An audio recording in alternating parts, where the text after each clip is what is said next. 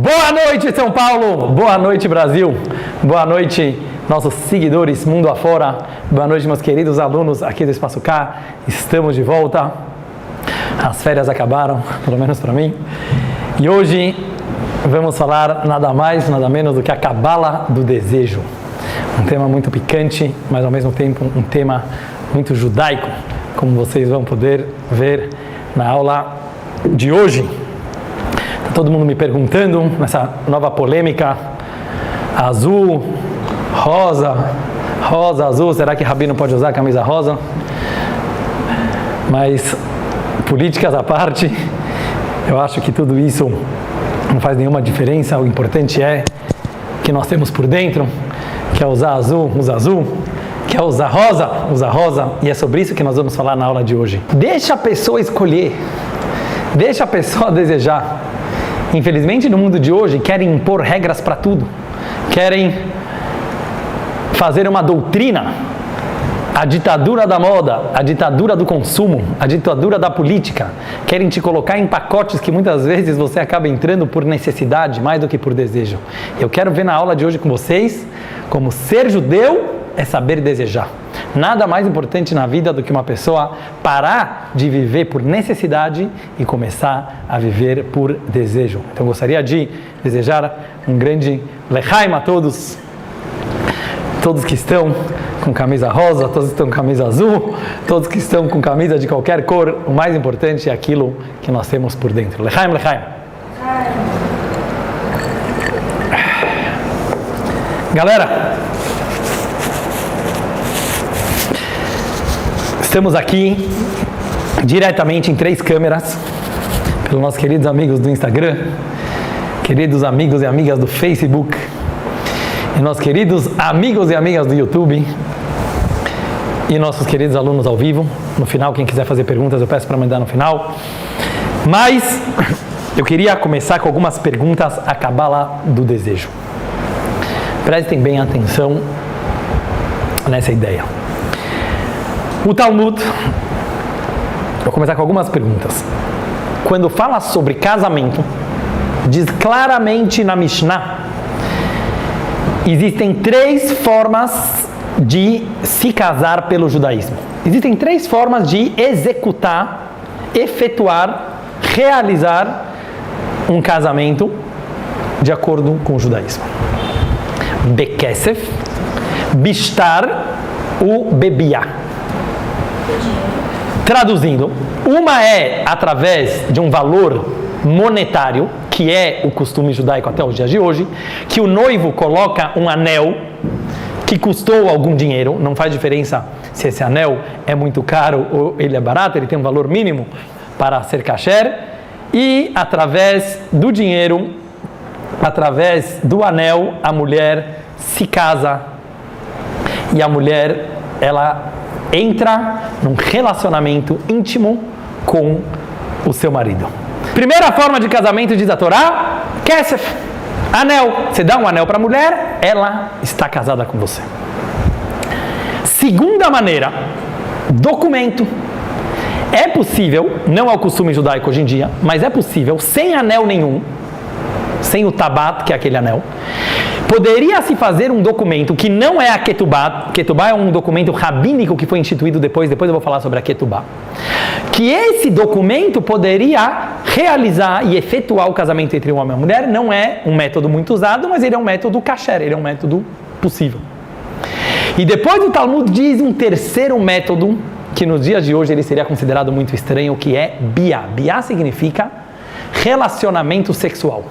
Teoricamente, pela Torá, se um homem e uma mulher, ninguém vai fazer isso, hein? Se um homem e uma mulher se encontraram na balada e eles resolveram ter uma relação íntima, sexual entre os dois, eles estão casados. Eles estão casados. Isso está na Mishnah. Vem a Gemara, que foi escrita logo depois da Mishnah, os dois compõem o Talmud, a Mishnah e a Gemara. E a Gemara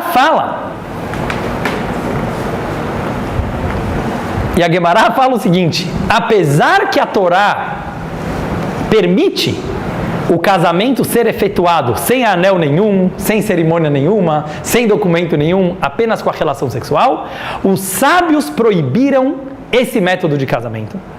Porque eles consideraram que era um método muito liberal, digamos assim, era um método muito moderno para a época, e eles resolveram eliminar esse método de casamento. Mas como nas nossas aulas de Cabala nós falamos tudo muito aberto, como vocês sabem, eu gostaria de questionar. Minha querida amiga Batel, direto de Israel, seja muito bem-vinda, Bruchá Abá Lashiur. Pessoal, é uma pergunta muito forte. Se o próprio Talmud está dizendo que a Torá deu 3 métodos possíveis para o casamento, quer dizer que Deus acredita nisso. Deus acredita que uma das formas de casar seria uma relação íntima entre o homem e a mulher, física. Por que os rabinos excluíram um método válido pela Torá? É uma boa pergunta ou não é uma boa pergunta? Quer dizer, Deus não sabia que isso era liberal demais? Deus não sabia que isso era moderno demais? Precisam vir os rabinos da Guemará e falar, olha, vamos cortar esse método aqui, que ele está muito moderninho? Essa é a pergunta número 1, primeira pergunta da aula. Pergunta número 2. Algo incrível. Todo mundo pensa, e assim era até pouco tempo atrás, que o ser, digamos assim, o gênero mais físico, o gênero mais sexual é o homem. Certo? Todo mundo tem esse costume de falar, os homens só pensam naquilo, nananana. Vocês conhecem esse papo? Diz a Torá uma coisa muito interessante. Existe um documento instituído pelos Hachamim, pelos sábios do Talmud, chamado Ketubá. Tem todo um tratado no Talmud chamado Ketubot, que ensina como fazer esse contrato de casamento, no qual escreve-se todas as obrigações de um marido para a sua mulher. Todas as obrigações. Quando um homem se casa com uma mulher, ele entra com várias obrigações. Quais são essas obrigações, baseadas completamente na Torá? Alimentar, sustentar essa mulher. Dar roupas, olha que interessante, vestimentas, acessórios, joias, certo? Tudo aquilo que uma mulher precisa para se vestir, para se embelezar. E vocês vão se impressionar, prazer sexual. Desculpa estar falando isso de forma bem aberta, mas a nossa Torá falou, e se Deus falou, a gente pode falar. A obrigação de dar prazer, eu não sei se vocês sabem, é do homem para a mulher, e não da mulher para o homem. Não é algo interessante? Não sei por que as pessoas não falam sobre isso. Ou seja, de acordo com Hashem, de acordo com a Torá, não apenas que a mulher tem prazer sexual fisicamente, e ela tem direito de ter esse prazer, e não como aqueles países radicais, que nós sabemos que eles cortam, infelizmente, um pedaço do próprio corpo da mulher, eles fazem uma mutilação para a mulher não sentir prazer, e daqui a pouco até eu vou explicar por que eles fazem isso. O judaísmo fala não. A mulher tem todo o direito de ter prazer, não só o direito, o marido tem obrigação. E eu não sei se vocês sabem, o Talmud fala sobre isso. Se uma mulher chega num tribunal rabínico e ela fala, o meu marido não está comparecendo, o meu marido não está cumprindo, o Marcelo gostou dessa, não está cumprindo as suas obrigações fisicamente comigo, ela tem direito de exigir o divórcio. Para quem acha que a Torá é machista. Ou seja, ela tem direito de chegar no tribunal e falar, olha, meu marido não está dando conta. Então é mais uma pergunta interessante, né? Tanta gente acha que o homem ele é tão materialista, tão sexualizado. Aparentemente a Torá não concorda muito com essa ideia. Lechaim, lechaim.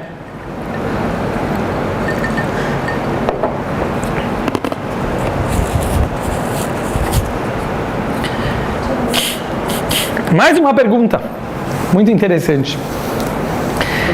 O marido Não está no YouTube ao vivo, Luiz, mas ele vai para o YouTube depois. Todas as minhas aulas, se Deus quiser, elas são colocadas depois no YouTube. Por enquanto, eu ainda não faço ao vivo no YouTube, por enquanto. Mais uma pergunta. Olha que interessante. Como se fala homem em hebraico? Ish, que vem da palavra fogo. Como se fala mulher em hebraico? Isha, que também vem da palavra fogo. Só que um tem a letra Yud e o outro tem a letra Rei, que os dois formam o nome de Deus. Quando um casamento ele é saudável, quando um casamento ele é espiritualizado, ele tem Deus. E aí o fogo, ele é um fogo gostoso, ele é um fogo que esquenta e não um fogo que consome, não um fogo que queima os dois. Depois que se casam, uma coisa muito interessante que as pessoas não param para pensar. Como se fala marido em hebraico? Bal. Bal. Ou seja, existe um nome, uma nomenclatura para marido em hebraico. Marido em hebraico você chama ele de Bal. Que seria o meu senhor, digamos assim. A mulher não tem um nome após se casar. Não existe a palavra esposa em hebraico. Olha que interessante. Todas as línguas praticamente têm um nome para esposa. Wife. Certo? Como fala em francês? Esposa. Femme. Não, femme é mulher. Não, mas Mas deve ter um nome para esposa. Pesquisa. Em hebraico não existe palavra para esposa. Elas continuam se chamando Isha. Em todo o Talmud, em toda a Torá, quando você quer se referir ao nome esposa, mulher. Por que o homem ganha um apelido especial depois que ele casa e a mulher não muda de nome depois que ela casa? Interessante. Mais uma pergunta. Os profetas que falaram muito sobre a vinda de Mashiach, sobre a era messiânica, eles têm uma frase muito forte, muito interessante, que fala assim: naqueles dias, ou seja, no futuro, quando o Mashiach chegar, o mundo será um mundo melhor. Deus fala: vocês não me chamarão mais de marido, vocês me chamarão meu homem. Olha que interessante. Antikreu od Baali, vocês não me chamarão, Deus está falando para o povo judeu, vocês não me chamarão mais de meu patrão, ou meu senhor, ou meu marido. Naquela época, vocês me chamarão meu homem, ou meu fogo. Ishi, em hebraico, quer dizer o meu fogo. Qual é a simbologia que tem por trás disso tudo? Lechaim, vamos tentar responder essas perguntas agora. Eu fiz essas perguntas antes para vocês, para falar que nós estamos vivendo uma era muito, muito especial. De acordo com a Kabbalah, isso não é só de acordo com os movimentos feministas, de acordo com a Kabbalah, nós estamos entrando numa era mais feminina do universo. É muito importante todo mundo saber disso. O Rebbe falou sobre isso várias vezes, a Hassidut fala sobre isso várias vezes. Quando o Mashiach chegar, essa época tão especial que nós estamos esperando, ela vai ser uma época, não é que as mulheres vão mandar nos homens, isso já sempre foi. O que vai acontecer nessa época é que vai se revelar o aspecto feminino de Hashem. Quem assistiu a minha aula sobre empoderamento feminino, que a gente deu algumas semanas atrás, essa semana, se Deus quiser, quinta-feira ela vai para o YouTube, vocês podem ver mais detalhes sobre isso, mas a época de Mashiach, ela é considerada a era mais feminina. Isso significa que, inclusive, os homens vão conseguir revelar em si o seu lado mais conectado com o aspecto feminino de Deus, como eu expliquei naquela aula, que Deus próprio ele tem um aspecto masculino e ele tem um aspecto feminino. O que é esse aspecto feminino? Eu quero entrar hoje nele um pouco mais, porque ele está muito ligado com o desejo. Trazendo mais uma informação importante. Esses dias nós estamos entrando em um novo mês no judaísmo, que é o mês de Shvat. Shvat, ele é um mês muito especial, ele é o 11º mês pelo judaísmo. Aconteceram muitas datas importantes no mês de Shvat. A tradução da Torá para 70 línguas, muita gente não sabe disso. Moisés, o próprio Moshe Rabbeinu, já traduziu a Torá para 70 idiomas, mostrando como muita gente erra e acha que o judaísmo ele é apenas para o povo judeu. Isso não é uma verdade. O povo judeu sim tem a obrigação de cumprir as 613 mitzvot. Quem não é judeu não tem essa obrigação. Porém, a luz do judaísmo é uma luz universal. Os valores do judaísmo, a humanidade, o humanismo do judaísmo é algo universal. Quem falou isso? Moshe Rabbeinu. Primeiro dia de Shvat, ele traduziu a Torá para 70 idiomas. O dia que o nosso Rebbe de Lubavitch assumiu a liderança do movimento Chabad, 11/11. Daqui a pouco eu vou falar sobre o número 11, muito importante pela Hassidut. Dia 11 do mês 11, do ano 11, 5.711. Esse mês de Shvat, pela astrologia judaica, e pela astrologia é o mês de Aquário. A era de Mashiach, pela Kabbalah, ela é a era de Aquário. Aquário, ele tem a ver com esse aspecto feminino. Aquário significa viver dentro da água. Água é prazer. Água é desejo. Água na boca, como se fala. Sério, quando uma pessoa tem muito desejo, fala, tá com água na boca. Aquário, ele simboliza o conceito de prazer. E por isso o mês de Shvat, que é o 11º mês pela Torá, porque pela Torá a contagem começa do mês de Nissan. O mês de Shvat, que é o 11º mês, e o número 11 ele mostra algo que está acima da perfeição. O número 10 normalmente é a perfeição, o 11 ele está sobrenatural. Isso aqui tem muito mais a ver com a mulher, que ela é muito mais intuitiva, e é sobre isso que eu vou entrar agora. Tem a ver com o número 11, presta bem atenção que eu vou falar agora, porque essa é a nekuda, esse é o ponto da aula de hoje. Muito bom, Thiago! Dudu, Neymar e Cristiano Ronaldo. Os 3, 5 de fevereiro. Quero ganhar parabéns de todo mundo, hein? Mas em hebraico é diferente, é outra data. Eu costumo comemorar meu aniversário na data judaica, que é dia 12 de Shvat. Nem sempre cai junto com a data não judaica, só quando o calendário solar e o lunar eles batem, que isso aqui é a cada 19 anos. E esse ano não está acontecendo isso, para mim pelo menos. Então só estou falando semana que vem, se Deus quiser, na quarta noite que vem, eu vou falar um pouco mais sobre isso, que vai ser um dia antes da véspera do meu aniversário em hebraico. Mas seja como for, quem nasceu em Aquário é bom de bola, mas depois a gente fala sobre isso. Mas o ponto de Aquário é jogar bonito, é prazer, é água. Por isso que Mashiach, certo? Não é por acaso que os meninos da vila, lá do litoral, futebol arte, mas não vou ficar falando muito aqui, senão vou causar brigas aqui entre os torcedores. Foco no foco. Agora presta bem atenção. De acordo com a Kabbalah, o homem é razão e a mulher é desejo. A mulher é desejo. Muito diferente do que emoção. Muitas vezes fala emoção. Tem muito homem muito emotivo. Claro que tem. É outra história. O homem, ele tenta resolver os seus problemas sempre através de soluções racionais. Métodos, esquemas, estruturas, guerra, planejamento, business plan. A mulher, como a gente falou no empoderamento feminino, tem outro poder, o desejo. Pela Kabbalah, o número 10 é Chokhmah, é sabedoria. O número 11 é Keter, é a coroa, que é o mês de Shvat, que tem a ver com desejo. O desejo ele é infinitamente mais poderoso do que a razão. Infelizmente, no nosso mundo tão científico, tão metódico, tão funcional, cada vez mais as pessoas estão tendo vergonha de assumir seus próprios desejos. O que significa seus próprios desejos?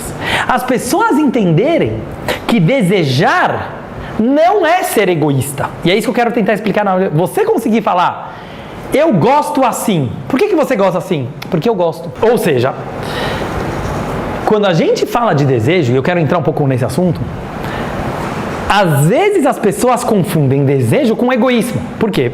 Porque se eu só estou aí com aquilo que eu desejo, eu me torno uma pessoa muito egoísta. E é isso que eu quero analisar na aula de hoje com vocês. O desejo ele pode ser encarado de duas formas completamente diferentes, eu diria até contrárias. O desejo pode ser algo extremamente infantil, extremamente imaturo, extremamente egoísta, ou o verdadeiro desejo. Um desejo, ele pode se tornar algo completamente libertador, altruísta, e que ele engloba, e que ele inclui todo mundo. E vamos tentar enxergar e encarar como acontecem essas duas formas de desejo. Então, como eu estava falando antes, né? A gente começa a viver num mundo que cada vez mais tudo precisa ser explicado, cada vez mais tudo precisa ser racionalizado, tudo tem que provar, se você não provou então não é, e assim por diante. Estava até brincando com alguém, né, que hoje em dia está na moda o cara ter namorada sustentável. O que é um namoro sustentável? Em vez da pessoa escolher o outro e falar assim, eu gosto daquela pessoa porque eu gosto, só porque eu gosto.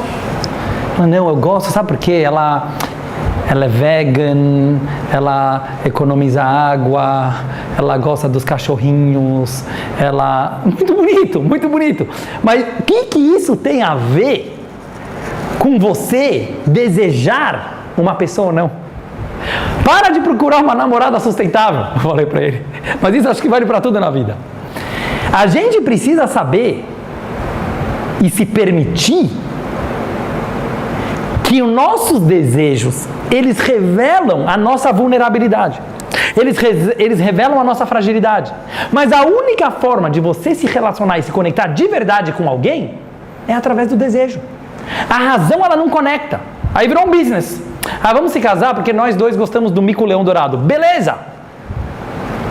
E se um gosta do mico-leão dourado e outro gosta de golfinho? Um gosta de azul, outro gosta de rosa. Ou seja, é uma mentalidade muito pequena que as pessoas começam a se enfiar e se encaixar cada vez mais em grupos.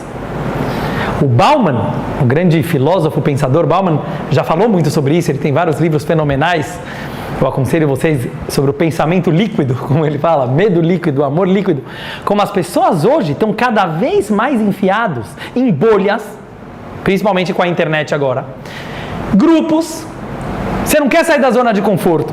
Você quer ficar em grupos que todo mundo concorda com você, bate palma, pensa igualzinho a você. Acabou o amor. Por quê? Porque o amor, ele tem a ver com o desejo. E não tem nada a ver com as ideias baterem. Não tem nada a ver com pensar igual.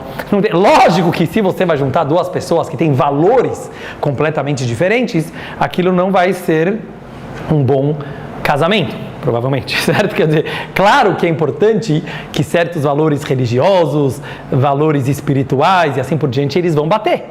Agora é muito importante, o próprio Rebbe falava isso quando um rapaz e uma moça iam sair de shidduch, eles iam se encontrar. O Rebbe perguntava, teve Meshichat Alev?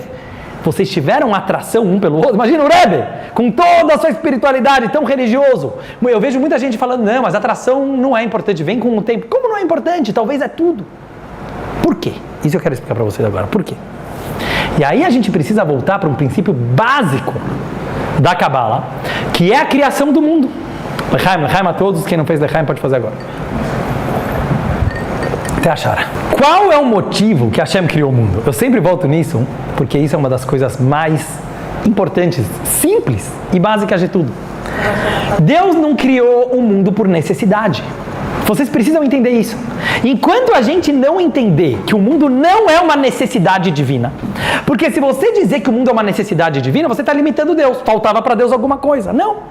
Para Deus, galera, bota isso na sua cabeça, não faltava nada. Deus não era solitário, Deus não era carente, Deus não era sozinho, Deus não era coitadinho, Deus não faltava nada para ele. Então por que ele criou? Aí que você precisa entender a palavra desejo. Desejo é a expressão mais pura da pessoa. Ele criou porque ele quis. Assim está escrito claramente na Kabbalah. Allah birtzono yitbarech livrou et haolam. Subiu no pensamento divino, eu estou a fim de criar o mundo. Deus falou, eu estou a fim.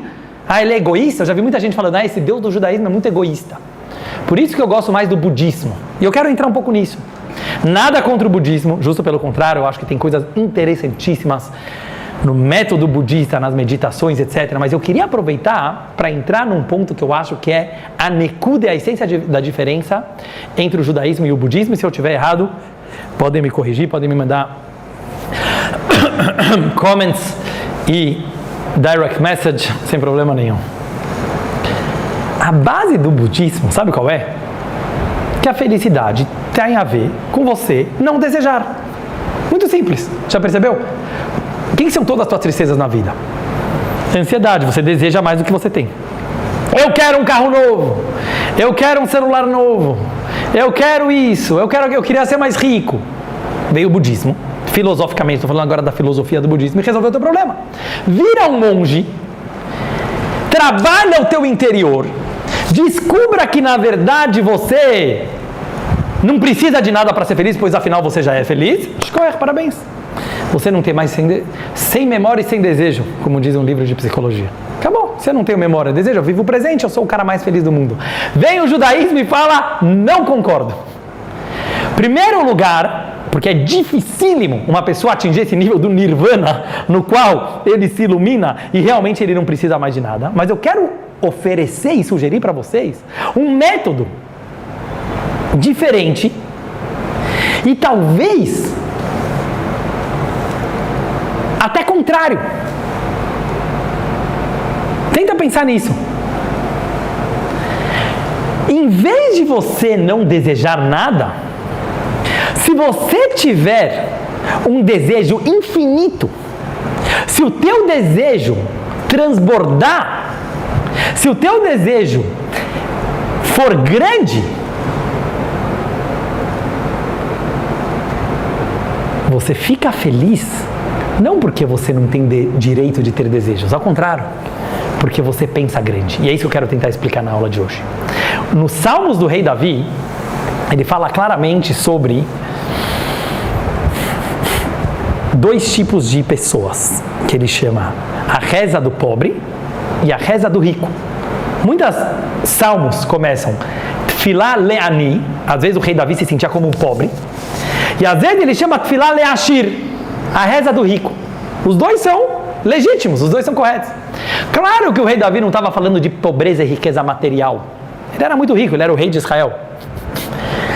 Quando ele se autodenominava pobre, ele queria dizer pobre de desejos.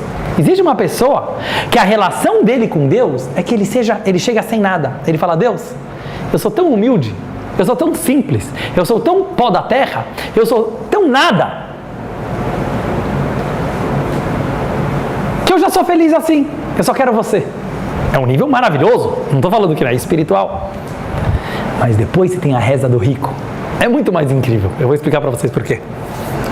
A pessoa que precisa negar de si os desejos, fora que a maioria das vezes ele está reprimindo desejos, e a maioria das pessoas comuns, a não ser que ele seja um tzadik muito grande, ele está se enganando que ele não deseja nada. Sabe aquelas pessoas que ela começa a entrar em vibes de modas espirituais e começa a falar, essas pessoas de hoje em dia são tão consumistas. Por quê? Porque você queria ter, você não tem, então você fica falando, você fica criticando quem tem, certo? Igual aquela pessoa que fala, porque a pessoa tem que ter o iPhone de última moda. Talvez se você tivesse dinheiro, você também comprava o último iPhone. Então a gente tem que parar, desculpa que eu estou falando bem aberto, mas parar de se enganar com espiritualidades baratas. Parar de se enganar, na verdade eu não preciso de nada para ser feliz. Como não precisa de nada para ser feliz? Claro que você precisa. O ser humano deseja o tempo inteiro. Então talvez é o contrário. Será que se você não assumir os teus desejos, será que se você não se aprofundar em quais e quem são os seus desejos verdadeiros, você não chega lá? E é isso que eu quero sugerir hoje para vocês. A Hassidut nos ensina que existe uma coisa que se chama a casca do desejo e o interior do desejo. Existe a superficialidade do desejo e existe a alma do desejo. Por exemplo, a maioria das pessoas que você vai perguntar, o que mais você quer na vida? Quero ser bilionário. Eu quero ser muito rico. Mentira. Mentira. Por quê? O dinheiro é apenas um meio. O dinheiro é apenas um instrumento. Posso garantir para vocês, ninguém quer ser rico. A pessoa quer ser rico para alguma outra coisa, para poder comprar o que ele quiser. Quem quiser, olha mais sobre isso na minha aula A Cabala do Dinheiro, que se encontra no YouTube, eu falo lá mais sobre isso. sobre quem é o rico de verdade. Sabe o que é ser rico? É poder desejar. Por que você quer ter muito dinheiro? Porque aí você vai poder viver a tua vida não por necessidade, e sim por desejo. Você vai poder escolher o restaurante que você quer comer. Você não vai ser obrigado a comer naquele restaurante. Então, o que o ser humano mais quer na vida? Poder desejar. E não é quantidade de desejos, é qualidade de desejos.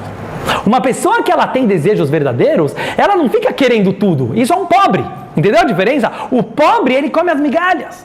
O pobre, no sentido mental, agora eu estou falando, ele fica querendo comer migalhas o dia inteiro. Parece um desesperado. E tem gente com muito dinheiro que faz isso. Apareceu um prazer aqui, preciso pegar. Apareceu uma oportunidade aqui, preciso pegar. Você é um schlepper, você é um pobre.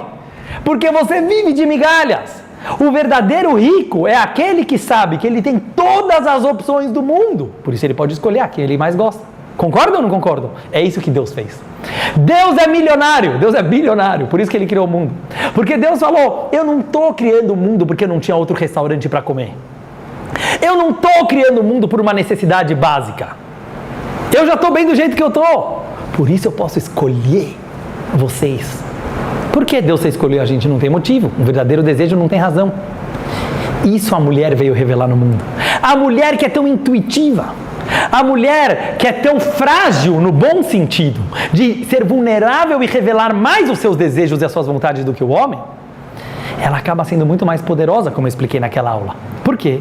Porque Deus é completamente feminino nesse aspecto. Deus falou, eu não criei um mundo com business plan. Esquece o business plan. Eu criei o mundo por puro desejo. Porque quem é rico pode desejar. Porque o desejo pinga, como dizia Nelson Rodrigues, ou o desejo transborda. E é isso que eu quero tentar trazer para cada um de nós. Estou falando para mim, quem quiser, pega para ele também. Quando a gente começa a analisar o que a gente quer de verdade, é a maior terapia que uma pessoa pode fazer. Ela começa a perceber que ela fica o dia inteiro migalhando, vamos falar, ela fica o dia inteiro mendigando um pouquinho de amor, um pouquinho de carinho, um pouquinho de dinheiro, um pouquinho de prazer, quando na verdade ela tem muitas mais opções, se ela abrir a mente. Você tem tantas opções, mas você quer continuar naquele ciclo vicioso. Você quer continuar se enganando que aquela é a única opção. Onde está o problema? No banco? Não. No cérebro, no coração. Vamos parar de ser pobres mentalmente. Vamos virar milionários. Escolha o que você quer desejar. E para isso você precisa saber uma coisa muito simples. O que você quer de verdade. Tira a casca do desejo e entra na alma do desejo. E se pergunte, o que tem por trás disso que eu quero? Será que é isso mesmo que eu quero? Ou na verdade eu estou querendo algo que eu já tenho? Ou talvez eu estou querendo algo que eu consigo de uma forma muito mais fácil. Talvez eu estou querendo algo que já existe dentro de mim, mas é mais fácil olhar para fora. Será que na verdade eu estou procurando? E assim por diante. E isso vale para coisas físicas, vale para coisas técnicas, vale para grandes problemas e para pequenos problemas. É a pessoa, ela se entender. E agora eu vou contar um grande segredo para vocês. De qualquer relacionamento. A gente pensa... Felipe, ouve isso que você vai gostar muito. Você vai gostar, é pura psicologia. A gente pensa que a maioria dos problemas de relacionamento, de brigas, etc., eles acontecem porque eu quero assim e você quer assado. Sério, assim que parece. Um quer assim, o outro quer assado. Mentira! Um casal que se ama, um casal que se gosta, duas pessoas que se gostam, não existe prazer maior do que realizar a vontade do outro. Pode perceber? A gente quer o tempo inteiro fazer um favor para alguém. E não precisa nem ser a pessoa que você ama. Não tem preço ver o outro feliz. Tem dentro disso de cada ser humano. Não tem preço ver, às vezes, o teu cachorrinho feliz. Não tem preço você conseguir sentir que você ajudou a vida de uma pessoa. Pode perceber. As pessoas têm vergonha e, às vezes, medo de assumir o que eles querem de verdade. E eles levam a briga para um nível racional. É aí que começam os problemas. A maioria, e eu diria todas as brigas, normalmente elas começam com uma coisa muito pequena e muito simples. Quem tem razão? Tem nada a ver com desejo. As pessoas não têm problema de um querer uma coisa e o outro querer outra coisa. Essa é a graça de um casamento. Ainda bem que um quer uma coisa e o outro quer outra coisa, porque a fusão dos dois vai dar uma explosão positiva, vai dar um casamento. O problema é quando as pessoas querem cada um se achar o Albert Einstein de dentro de casa. E cada um quer convencer o outro que a ideia dele é muito mais mirabolante do que do outro. E você quer convencer o outro, ele fala assim, mas eu gostaria muito de... Não, mas sabe por que não vale a pena fazer aquela viagem? Para de blá blá blá, eu só falei pra você que eu estava afim de viajar. Responde, eu não estou afim de viajar. Vamos achar uma coisa em comum. Ou pergunta, por que você quer viajar? Normalmente o outro quer viajar, não porque ele quer viajar, mas porque ele quer passar mais tempo com o cônjuge dele. Às vezes o filho quer passar mais tempo com o pai. Pode ver. Normalmente o que a pessoa está pedindo não é o que ele está pedindo. Só que as pessoas têm medo de assumir que elas desejam. As pessoas têm medo de assumir a sua fragilidade humana, de falar, eu estou afim, eu gosto. E aí a gente leva para o campo da racionalidade, da intelectualidade. E começa uma briga totalmente do ego. Porque quem quer ter razão? O ego. Eu falei isso aqui uma vez para vocês. Como a gente sabe que quem quer ter razão não é... Normalmente pessoas muito inteligentes não fazem questão de ter razão. Você pode ver. Grandes universidades, se o cara sabe que ele está falando uma coisa inteligente, ele não está nem aí se os outros estão concordando com ele, se os outros não estão concordando com ele. Da onde vem essa vontade? Não, todo mundo tem que concordar que eu tenho razão. Não tem nada a ver com a lógica. Isso vem do ego. Que ele está com medo de revelar a sua vulnerabilidade. Ele quer esconder aquele lado frágil humano que deseja coisas, que tem vontade de coisas. Então ele leva para um campo racional, que fica falando, não, mas sabe por quê? E fica os dois lá discutindo na mesa, e na verdade ninguém está falando o que ele quer.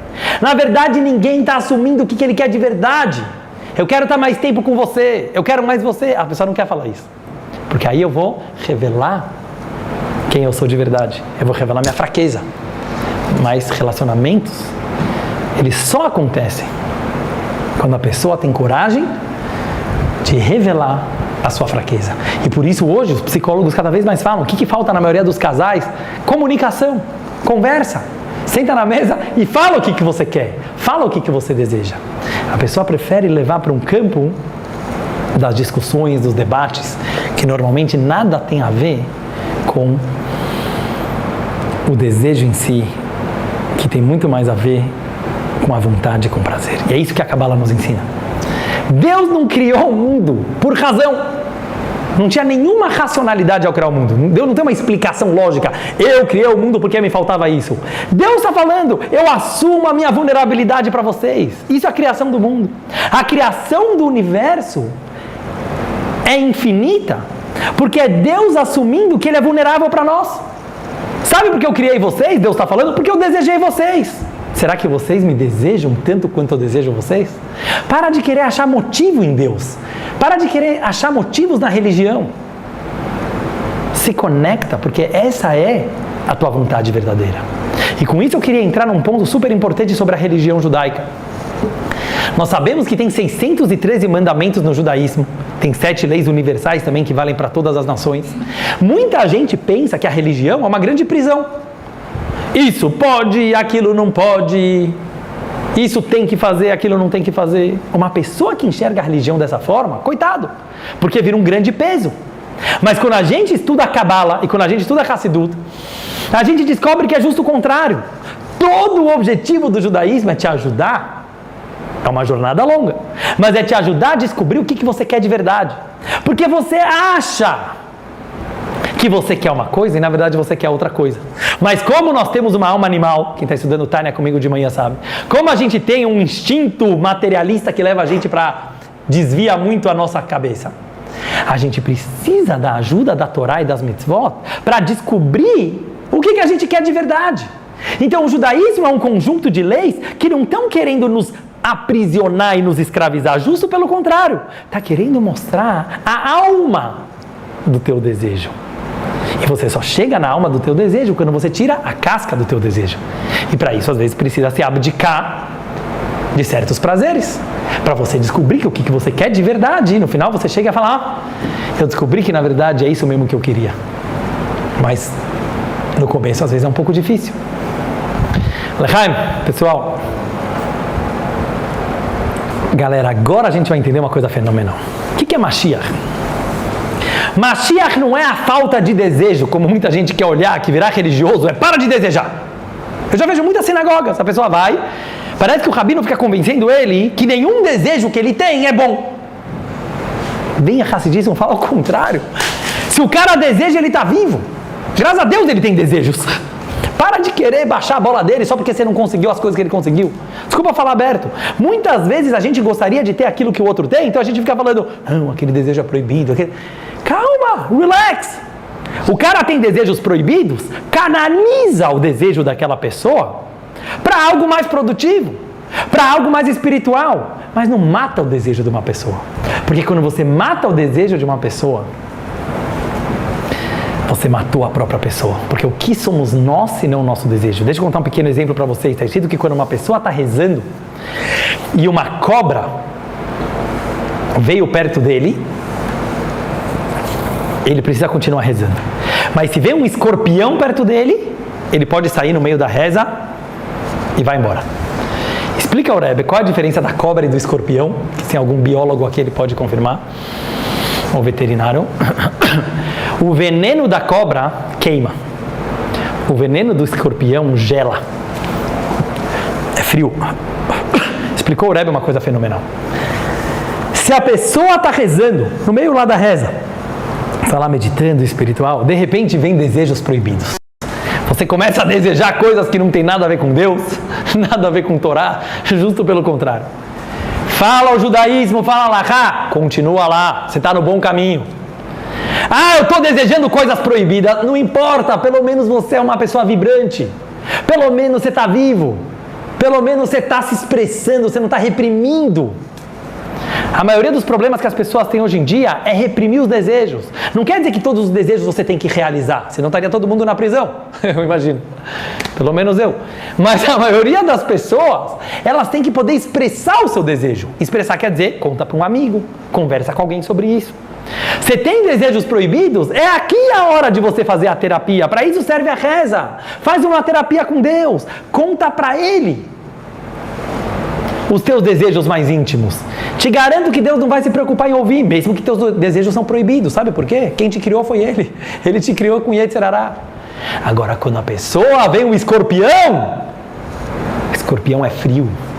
Aquela pessoa que está rezando e vem uma frieza, ele pensa, será que Deus existe? Será que tem alguém me ouvindo? Vem aquela apatia, vem aquela indiferença. Aí Allah fala, para de rezar. O perigo é a frieza, o perigo é a falta de desejo, o excesso de desejo, isso é judaísmo. O que é o mundo se não uma explosão de desejo de Deus? Deus transbordou e deu nisso. E por isso quando o Mashiach chegar, olha a linguagem do Maimônides, o Rambam fala uma coisa fenomenal. O Rambam fala que quando o Mashiach Tzidkeinu, Messias chegar, era do aquário, vai ser a era dos prazeres. Vai ser uma época que não vai mais ter inveja, que não vai ter mais competição, que não vai ter mais ciúmes, que não vai mais ter raiva e ódio, e não vão mais ter guerras. Perguntam os comentaristas como vai acontecer um milagre? Diz o Rambam uma coisa incrível, não? O mundo vai ter tanta abundância, como já está acontecendo, nunca teve uma época tão rica na história da humanidade.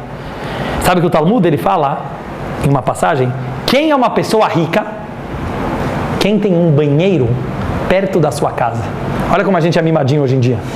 Naquela época, nem o rei tinha banheiro dentro de casa. Você tem banheiro no quarto? Você tem banheiro na tua casa, você já é um rico. A Torá já fala. A gente não tem... Imagina que naquela época o cara vai jantar, vai para ir no banheiro, ele tinha que ir no meio do campo para voltar depois. Isso era uma pessoa rica naquela época. E hoje em dia continua sendo assim. Mas às vezes a gente fica tão mimadinho, a gente fica tão de mimimi, certo? Tão ressentido. E a gente acha que a gente precisa de mais, e mais, e mais. Mas quem é o verdadeiro rico? Aquela pessoa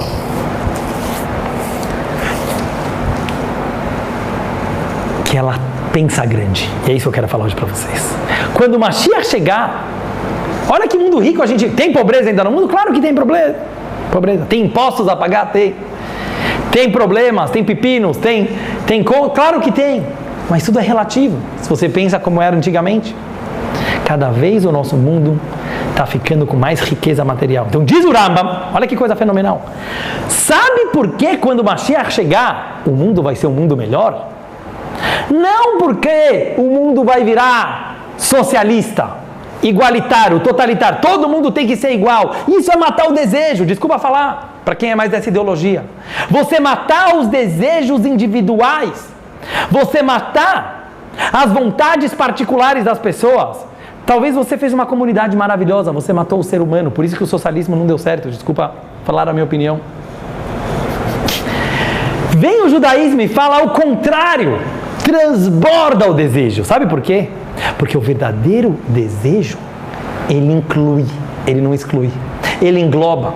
O cara pode ter um iate, em vez de você ficar com inveja que ele tem um iate, talvez ele vai ter um iate maravilhoso de 120 pés, mas ele não usa aquilo de uma forma egoísta. Ele convida todos os amigos dele para ir naquele iate. Para de criticar. Mas ele poderia usar aquele dinheiro daquele iate para salvar os pobres da África. Podia se fazer muita coisa. Será que você está fazendo a tua parte? Então, em vez de a gente ficar querendo matar o desejo dos outros, ao contrário, abundância de desejo. Se você ir atrás, o que no fundo a pessoa quer? Amigos. O que no fundo a pessoa quer? Ajudar o próximo. Que alegria maior do que ver uma pessoa feliz. Então, na verdade, ter muito desejo vai trazer a salvação do mundo, e não pouco desejo. Está entendendo onde eu quero chegar? E por isso diz o Maimônides, já que os prazeres, não são minhas palavras, palavras do Rambam, o grande médico, filósofo e rabino, primeiro legislador do judaísmo, Rambam, há 800 anos atrás, ele diz, sabe por que na época de Mashiach não vai mais ter guerra? Não vai mais ter ciúmes, não vai mais ter competição e inveja? Porque a abundância vai ser tanto que vai ter prazeres como o pó da terra. O que quer dizer como o pó da terra? As pessoas vão parar de brigar por bobeira. As pessoas vão parar de brigar por bobagem. O Rebbe explica, o que quer dizer como o pó da terra? O pó da terra não vale nada. Vai ter tanta abundância que as pessoas vão falar, por isso nós brigamos, a gente brigava por dinheiro, a gente brigava por futebol, a gente brigava por pirulito, a gente brigava por política, a gente brigava por opinião ideológica. É pequenininho. Você quebra o pau com a tua família porque você tem uma opinião política e ele tem outro? Para de pensar pequeno. Para de pensar pequeno. É tua família, são teus pais que te criaram. Eles discordam da tua opinião. Parabéns, eles discordam da tua opinião. Graças a Deus, eles têm um desejo, você tem um desejo diferente. Isso é viver. Então, quando o Mashiach chegar, vai ter tanta abundância de desejo, vai ter tanta abundância, que o desejo vai transbordar. E as pessoas vão parar, vai falar, quanto tempo a gente perdeu com bobagem. Vamos se desejar mais, vamos se amar mais. Agora a gente vai entender as perguntas que eu fiz no começo da aula. O Talmud diz que uma das formas de se casar é a relação prazerosa, a relação sexual. Os sábios do Talmud baniram, mas eles não baniram para sempre. Eles sabiam que isso vai ser na época que Mashiach chegar. Eles sabiam que o mundo daquela época, e o mundo de hoje talvez ainda, é um mundo que não está preparado para as pessoas liberarem completamente as suas cascas e demonstrarem totalmente os seus prazeres. Por quê? Porque, infelizmente, muitas vezes nossos desejos são egoístas, muitas vezes nossos desejos eles são proibidos. Mas o que vai acontecer na era messiânica? O casamento não vai mais precisar de formalidades. Não vai mais ser com um anelzinho. Não vai mais ser com documento. Vai ser por prazer. E esse é o lado da mulher. Esse é o lado feminino que o mundo começou a revelar agora. Que o nosso maior poder é a nossa fragilidade. O lado feminino significa perceber, e eu espero que as mulheres não percam essa feminilidade, como infelizmente algumas acham que tem que acontecer para se igualar aos homens ou coisa assim. Justo pelo contrário, os homens têm que adquirir essa feminilidade, que é perceber que não é muito importante quem tem razão. É importante saber assumir os teus desejos e falar para o outro, o que eu mais quero é ter você por perto. O que eu mais quero é ter você, mas eu tenho vergonha de assumir isso. Será que eu consigo revelar esse desejo? Deus revelou o seu desejo. Somos nós. Deus revelou a sua vulnerabilidade. Mas para isso a pessoa às vezes precisa pensar grande e perceber o que ela quer de verdade. Por isso, quando o Mashiach chegar, o relacionamento vai ser prazeroso. E agora a gente vai entender porque a mulher, mesmo depois que ela casa, ela não é chamada de esposa. Olha como a Torá é feminista, para quem acha que a Torá é machista. Isso eu acho que eu não falei da outra vez. Sabe por quê a mulher, mesmo depois que casa, pela Torá, não tem o nome de esposa? Porque pela Torá,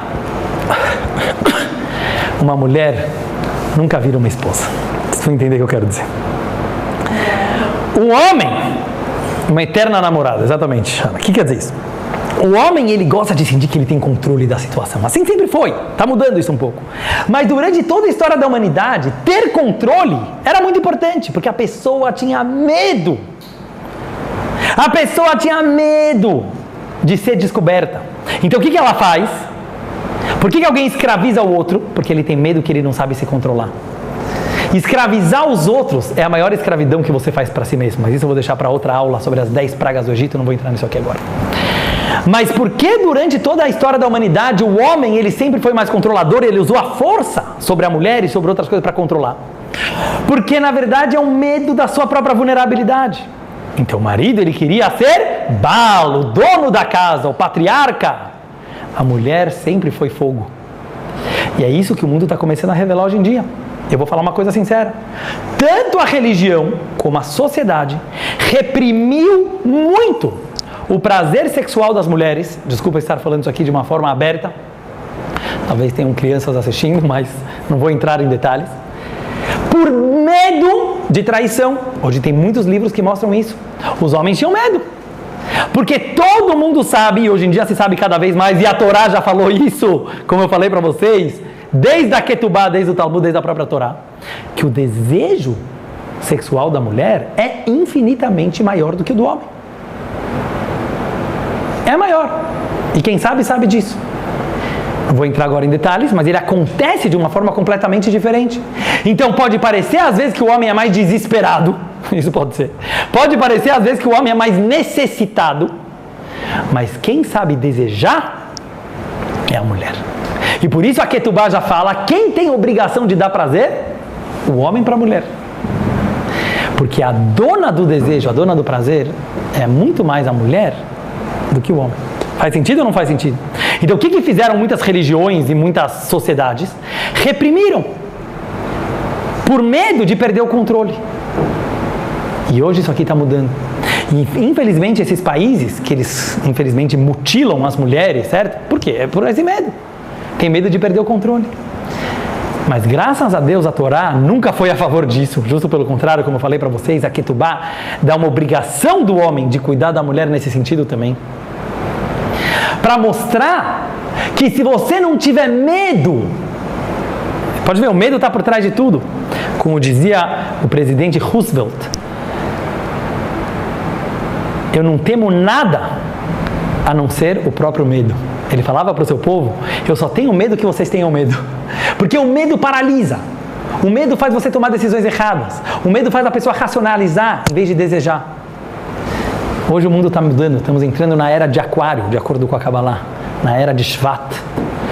Essa era mais feminina, ela deixa as pessoas perceberem que se tiver abertura, se tiver relacionamento, se tiver comunicação, não precisa ter medo de traição. Não precisa ter medo que a outra pessoa vai querer, não. Porque quando a pessoa está feliz, ela não olha para os lados, ela não olha para fora. Mas para isso, a pessoa, tanto o homem como a mulher, em todos os tipos de relacionamento, a gente precisa, pode ser entre pais e filhos, pode ser entre rabinos e alunos, pode ser entre professores e discípulos e assim por diante, patrões e empregados. Quanto mais abertura de cada um poder revelar os seus desejos. Para de se enganar com ideologias. A gente sabe que muita gente que queria ter uma vida melhor começa a falar, não, agora eu vou entrar para o sindicato, não sei o que lá, de salva. Fala a verdade, você queria ter o primeiro iPhone, é isso que você queria. Não fica falando de sindicato. Ou seja, nós queríamos desejar mais. Mas às vezes desejar mais não é querer ter tudo, mas é poder escolher coisa com qualidade. E é isso que eu quero finalizar agora. O livro do rei, falta 2 minutos, eu vou finalizar a nossa live. O rei Salomão escreveu o livro Shir Hashirim, que fala de toda uma relação erótica entre o homem e a mulher. Muitos sábios da época falaram, isso não é um livro sagrado. Até que veio o Rabi Akiva e falou, se todos os outros 23 livros da Torá são sagrados, o Shir HaShirim é o santo dos santos. Explica o Hassidismo por quê? Porque o máximo, e é isso que as pessoas não entendem, o máximo do judaísmo é o prazer absoluto. É a pessoa entender que todas essas mitzvot, que todos esses mandamentos, não é porque Deus quer ser o nosso patrão, Ele quer ser o Baal. E essa que era a pergunta que eu falei, quando o Mashiach chegar, Deus fala, eu não vou mais ser Baali, eu vou ser Ishi, eu não vou mais ser o marido de vocês, eu não vou ser mais o patrão de vocês, eu vou ser o fogo de vocês. E é isso que o rei Salomão falou no Shir HaShirim, no Cântico dos Cânticos. Tanto a relação entre as pessoas, como a relação entre o homem e a mulher e Deus, precisa se tornar algo mais prazeroso, algo mais de desejo, parar de ocultar os nossos desejos, justo pelo contrário, deixar transbordar. E com isso eu termino com essa mensagem na nossa aula de hoje, pessoal, que a gente possa cada vez mais não ocultar os nossos desejos, não ter vergonha dos nossos desejos, mas ir a fundo no nosso desejo, tirar as cascas dele e perguntar o que eu quero de verdade, por que eu estou me perdendo tanto, por que eu estou me desviando tão desesperado, por que eu estou comendo migalhas se eu podia comer no restaurante mais chique. E é isso que Deus fez. Ele criou um único mundo que é o nosso mundo, porque Deus soube escolher o melhor. E que a gente também possa deixar nossas banalidades de lado, desejar muito, um desejo que transborda e que engloba todo mundo, pensar grande e saber desejar de verdade. Lechaim, obrigado pela presença de todos.